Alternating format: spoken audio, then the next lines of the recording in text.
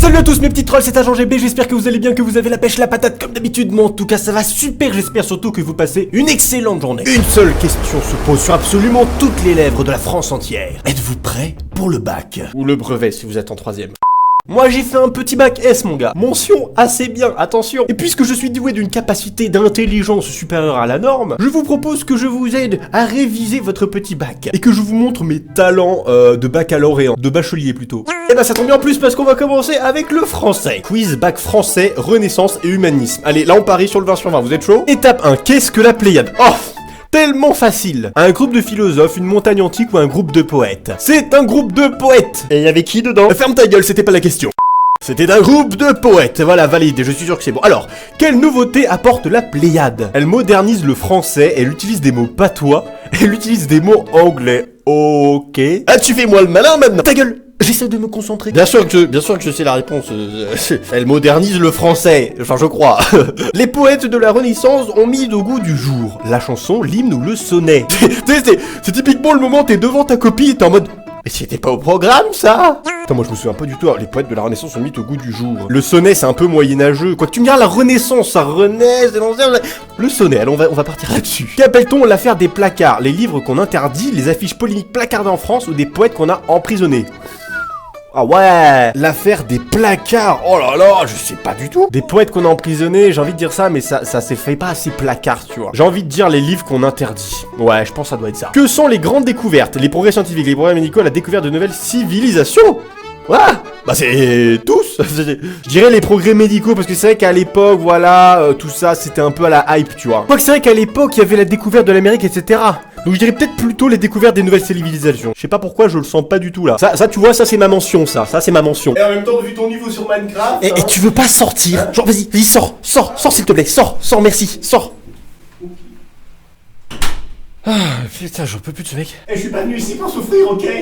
Alors, à quoi renvoie le terme humanisme? À la philanthropie, aux vices et aux vertus de l'homme, au désir de placer l'homme au centre de l'univers. Alors l'humanisme... Il y a un pigeon qui me regarde par la fenêtre là. Je mets ça observé. Voilà, il a dû croire que je le menaçais avec un flingue. Donc voilà, l'humanisme, c'est le fait de croire en l'homme. Le contraire du pessimisme. Mais de là à le placer au centre de l'univers, est-ce que c'est vraiment ça? J'ai envie de dire ça quand même, parce que c'est ce qui se rapproche le plus, parce que les vices, c'est pas les vices justement, c'est que les vertus. Gargantua est un personnage de Rabelais, de Ronsard ou de Shakespeare. C'est un personnage de monsieur François Rabelais. Ça, je le sais. Les essais sont associés au roman, à l'autobiographie, au roman historique. Alors, les essais, je dirais le roman, hein. Le roman, les essais, ce sont des petits romans, si je me souviens bien. C'est une petite histoire. Quel roi du XVIe siècle favorisa les hasards de la Renaissance? Alors, XVIe siècle, c'est 1500 et quelques, donc logiquement, François Ier... Ah bah, je dis François Ier, moi je dirais François Ier. Il a quand même fait Chambord et tout le bordel, quand même. Et puis, c'est vrai que, c'est quand même lui qui a accueilli... au Clos Lucé, attention, Monsieur Léonard de Vinci, attention, ah, là. Et le Clos Lucé, pour être, c'est dans quelle ville? C'est à Amboise, il me semble. Ouais, c'est à Amboise, voilà. Si vous voulez vous la péter un petit peu dans votre copie, vous mettez, si vous devez citer Léonard de Vinci, on dit Léonard de Vinci qui a vécu au Clos Lucé à Amboise, juste à côté de Chambord. Et là, mon gars, 21 sur 20, nickel, direct. Donc je dirais François Ier, par contre si c'est Henri IV, j'ai vraiment l'air d'un con. Pourquoi d'Aubigné a-t-il écrit Les Tragiques? Je n'en sais absolument rien, je ne sais pas qui est Aubigné, je ne sais pas qui sont les Tragiques, voilà. Pour dénoncer les crimes de guerre de religion, parce qu'il considérait l'existence humaine tragique, pour réconcilier les catholiques et protestants. Les Tragiques, ça sent bien, tu sais, les crimes de guerre de religion, tu sais, les tragiques, c'est débile, ça n'a pas lieu d'être.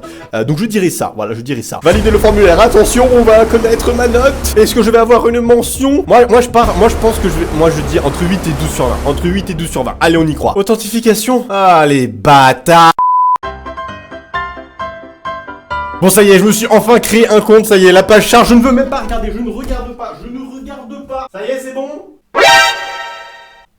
Ah! Oh! 80% mon gars! 80% mon gars, ça fait combien? Ça fait 16 sur 20! 16 sur 20 au bac de français mon gars, y'a quoi? 16 sur 20 mon gars, 16 sur 20. Faut que j'appelle ma mère. Faut que je lui dise. Allô? Maman! C'est qui? J'ai 16 sur 20 au bac de français! Maman! Ah merde, c'est vrai que j'ai un numéro suisse maintenant. Elle a dû me prendre pour un psychopathe. Je pense que je vais la rappeler après. Donc voilà les amis, c'est tout pour cette vidéo. 80% de bonnes réponses, j'ai éclaté le game. Et j'ai fait peur à ma mère. Si vous voulez une autre vidéo où je vous montre mes talents par rapport au bac et au brevet, bah n'hésitez pas à me le dire dans les commentaires, à lâcher un max de pouces bleus si on pouvait atteindre les 10 000 pouces bleus, ça serait énorme. Sur ce les amis, merci d'avoir regardé cette vidéo jusqu'au bout, je vous aime très très fort et je vous dis à demain pour une nouvelle vidéo. D'ici là, portez-vous bien et passez une excellente journée. High five!